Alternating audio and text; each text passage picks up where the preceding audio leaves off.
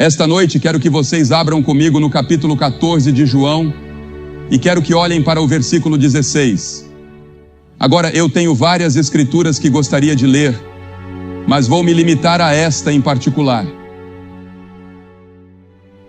O capítulo 14 de João, começando no versículo 16. Se me amais, guardai os meus mandamentos, e eu rogarei ao Pai, e Ele vos dará outro Consolador, para que fique convosco para sempre. O Espírito da verdade, que o mundo não pode receber, porque não o vê nem o conhece, mas vós o conheceis, porque Ele habita convosco e estará em vós. Não vos deixarei órfãos, voltarei para vós. O Papa João uma vez foi perguntado qual era a maior necessidade do mundo, e ele disse: o ensino e o ministério do Espírito Santo. Minha esposa e eu tiramos umas breves férias há alguns anos com o grande teólogo suíço Karl Barth, e eu perguntei ao Dr. Barth: qual será o próximo foco teológico no mundo? Isso foi antes de um movimento carismático florescer como o conhecemos hoje. E o Dr. Karl Barth, com grande visão profética, disse: o foco será no trabalho do Espírito Santo. E o apóstolo Paulo disse em 1 Coríntios, capítulo 12, versículo 1, acerca dos dons espirituais, não quero, irmãos, que sejais ignorantes. Agora, é impossível entender a Bíblia, a vida cristã, a estrutura da igreja, ou compreender seu próprio relacionamento com Deus sem a pessoa e a obra do Espírito Santo. Hoje, temos o que é chamado de movimento carismático, e eu vejo isso em todo o mundo. Vejo isso em todas as suas formas. Estive em alguns países onde dizem que o movimento carismático está avançando muito na Igreja Católica Romana e percebo que essas pessoas nunca falaram em línguas. Elas simplesmente tiveram uma nova experiência com Cristo e ainda assim se chamam carismáticas. E estão certas porque todo verdadeiro cristão é carismático. Todo verdadeiro cristão é carismático. É da palavra carismático que obtemos nossa palavra carisma, que é o plural de charis, que significa dom, um dom de graça. Agora existem 20, 21 ou 19 dons, dependendo de como se conta. No meu livro eu digo 20, mas penso que é apenas uma lista exemplificativa dos dons do Espírito. Mas todo verdadeiro crente tem um dom do Espírito Santo. O dom de administração, o dom de ajuda, o dom de conhecimento, o dom de sabedoria, o dom de evangelista, o dom de pastor, o dom de mestre. Seja qual for o dom, ele é dado pela vontade do Espírito Santo. É um dom do Espírito Santo para você, para ajudá-lo, guiá-lo, fortalecê-lo, edificar o corpo de Cristo e testemunhar de Cristo ao mundo ao nosso redor. E nesse sentido, todo verdadeiro crente é carismático. Agora vamos examinar um pouco mais a palavra e a obra do Espírito Santo. Em primeiro lugar, ele não é uma coisa, não é um isso. Ouço pessoas dizerem, eu quero isso. Ele é uma pessoa. A Bíblia diz que ele não é algo, ele é alguém, ele é Deus. Há 3 pessoas na Trindade, Deus Pai, Deus Filho, Deus Espírito Santo. Você pode dizer, eu não entendo isso. Nem eu. Não vou tentar explicar, pelo menos neste momento, exceto pela fé, que há um só Deus expresso em 3 pessoas, Deus Pai, Deus Filho, Deus Espírito Santo. Agora, a Bíblia ensina que o Espírito Santo é todo-poderoso. Miqueias 3:8 diz, mas quanto a mim, estou cheio do poder do Espírito do Senhor. A Bíblia diz que Ele está presente em todos os lugares. Não importa onde você vá, Ele está lá. Para onde me ausentarei do teu Espírito? Para onde fugirei da tua presença? Salmo 139. Essa é uma das razões pelas quais Cristo foi embora. Ele precisou sair do corpo humano, porque Cristo só podia estar em um lugar por vez. Ele estava limitado ao seu corpo. Ele foi embora para que o Espírito Santo pudesse vir em seu lugar e estar presente em todos os lugares ao mesmo tempo. O Espírito Santo pode estar em seu coração e no meu, mesmo que vivamos a 1000 milhas de distância. Ele disse: convém que eu vá, porque se eu não for, o Consolador não virá para vós, mas se eu for, eu o enviarei. Ele precisava ir para que o Espírito Santo pudesse vir e realizar sua grande obra ao longo da história da igreja. Agora, ele também tem todo o conhecimento. A Bíblia diz: mas Deus nos revelou pelo seu Espírito, porque o Espírito penetra todas as coisas, ainda as profundezas de Deus. É o Espírito Santo quem nos ensina e nos leva mais e mais profundamente à medida que avançamos em nossa vida cristã. Na nossa vida cristã devemos crescer na graça e no conhecimento de Cristo, mas só podemos crescer com a ajuda do Espírito Santo. Porque no momento em que você aceita Cristo como seu Salvador, o Espírito Santo vem habitar em seu coração. Seu corpo se torna o templo do Espírito Santo e ele está lá para ajudá-lo a viver a vida cristã. Não há uma pessoa nesta audiência que possa ser cristã sem o Espírito Santo. Não há uma pessoa nesta audiência que possa seguir a Cristo sem a ajuda do Espírito Santo. O Espírito Santo é extremamente importante. Ele é essencial em nossas vidas. A Bíblia também diz que o Espírito Santo possui todo o conhecimento. Mas Deus nos revelou pelo seu Espírito, porque o Espírito penetra todas as coisas, até mesmo as profundezas de Deus. No livro de Apocalipse é dito que ele tem 7 olhos. O número 7 representa a perfeição nas Escrituras. Ele tem 7 olhos, olhos perfeitos. Ele vê tudo o que acontece. Ele sabe o que ocorre no seu coração. Ele sabe o que se passa na sua mente. Nada está escondido dele. O poder de sondar e investigar do Espírito Santo, com esses 7 olhos que enxergam em todas as direções, confere a ele conhecimento perfeito. A Bíblia também diz que ele é eterno. Em Hebreus 9:14 encontramos a expressão o Espírito Eterno. Ele é coeterno com Deus Pai e Deus Filho. Para explicar a Trindade novamente, eu não sei exatamente como, mas vamos usar uma ilustração. Pense em uma maçã. Você tem a casca do lado de fora, a polpa e o caroço. Mas tudo isso forma a maçã. Ou pense no gelo, na água e no vapor. São a mesma substância, mas assumem formas diferentes. Essas são ilustrações imperfeitas da poderosa Trindade. Deus Pai, Deus Filho e Deus Espírito Santo. Ele é chamado de Santo 100 vezes. Ele é referido como o Espírito Santo ou, na tradução do inglês antigo, o Espírito Santo, Holy Ghost. E a Bíblia diz: sede santos, porque eu sou santo. Uma das tarefas do Espírito Santo é nos ajudar a sermos santos. Devemos ser mais santos hoje do que fomos ontem.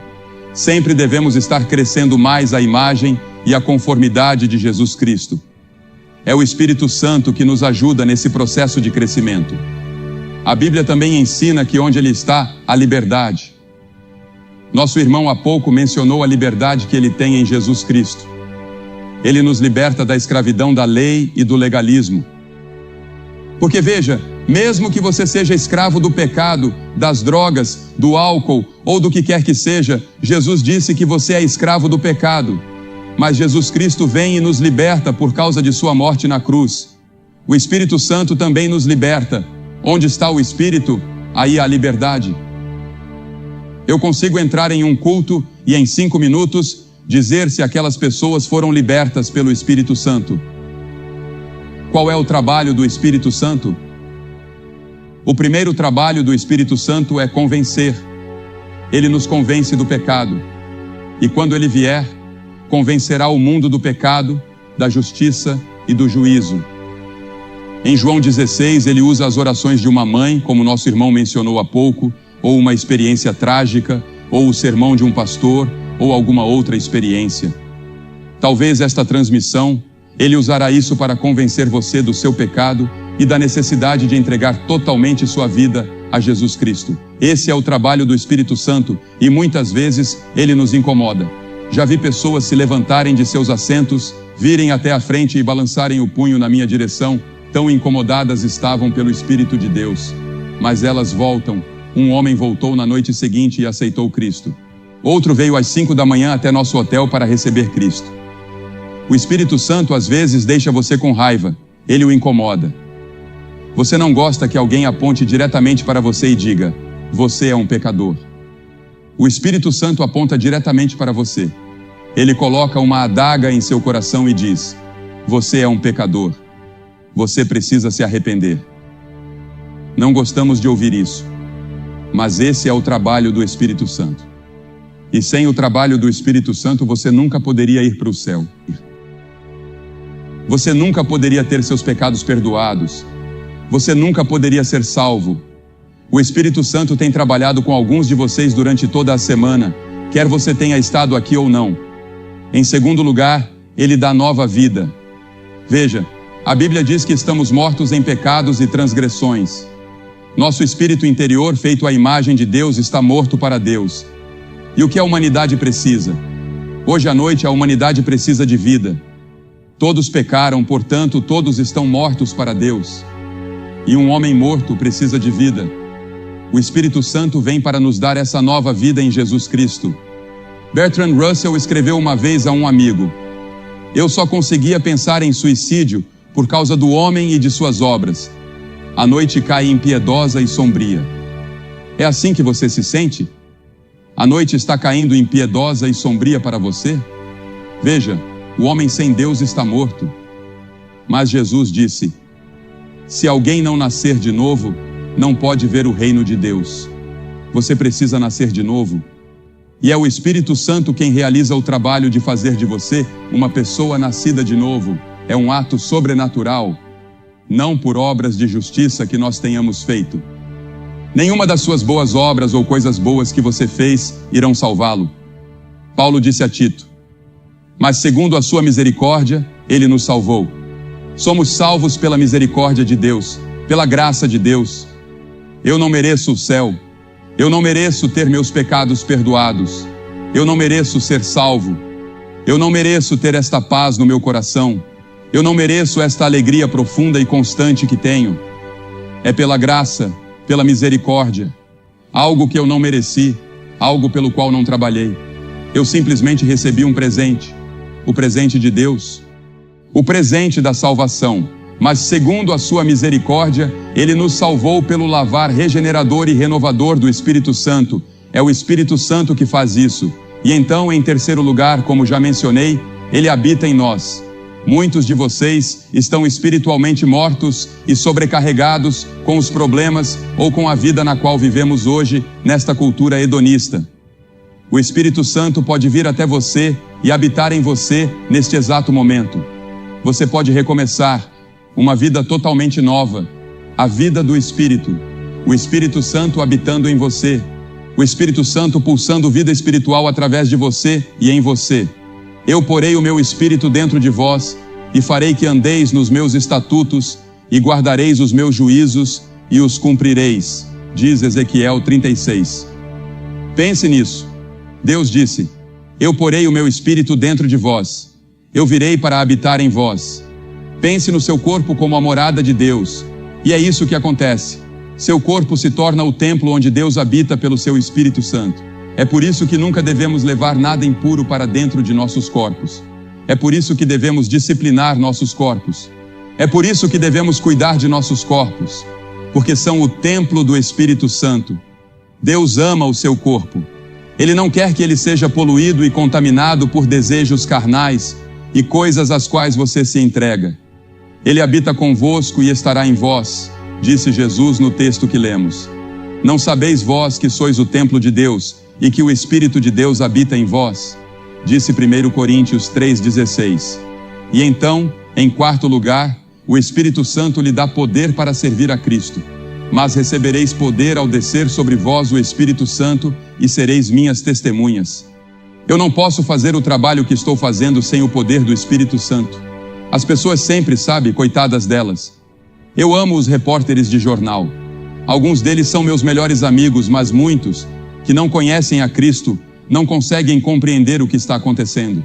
Eles estudam, tentam penetrar o assunto e tentam descobrir. Acham que é propaganda, acham que é promoção, pensam que é outra coisa. Um sujeito disse que sabia o segredo de por que as multidões vinham para essas reuniões. Ele disse que era por causa dos meus olhos. Bem, você não consegue ver meus olhos da quarta fileira para trás. Não. Eu vou lhe dizer o segredo. É o Espírito Santo, o Espírito de Deus, onde Cristo é exaltado. Eu não afirmo ser um grande pregador. Sou apenas um comunicador da mensagem de Deus. Ele me chamou e me deu esse dom. Ele deu a Cliff o dom dele. Ele deu a Ted o dom dele.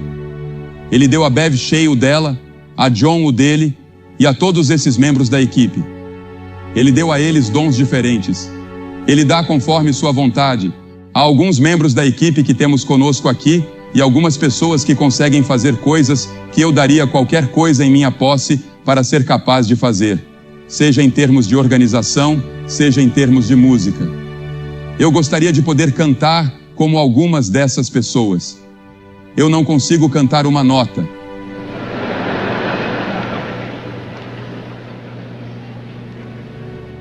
Na verdade, eu nem canto quando estou ao lado de alguém porque atrapalho a pessoa. E eu não sou o melhor organizador do mundo. Mas Deus me deu meu pequeno dom, o dom de comunicar o Evangelho. E o que realmente importa é a mensagem. Que Cristo morreu pelos nossos pecados, segundo as Escrituras. Que Ele ressuscitou, segundo as Escrituras. Que Ele voltará novamente e que Ele está pronto para entrar em seu coração agora mesmo, pelo Espírito Santo, e fazer de você uma nova pessoa. Esse é o Evangelho. Essa é a única mensagem que Cristo me deu. Essa é a única mensagem que Deus me deu. Estava lendo sobre algo em Wakefield, Inglaterra, outro dia. Uma mulher tentou passar no teste de direção 38 vezes e falhou 38 vezes. Talvez você tenha tentado tantas vezes assim para obter uma licença espiritual para sentar no banco do motorista da sua vida, mas isso não deu certo.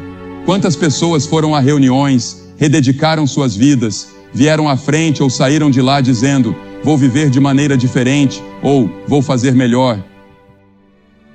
Mas isso simplesmente não funcionou. Esta pode ser a 38ª vez. E hoje à noite pode funcionar porque você vai entregar sua vida a Cristo da maneira certa, pelo arrependimento dos seus pecados e pela fé em Cristo.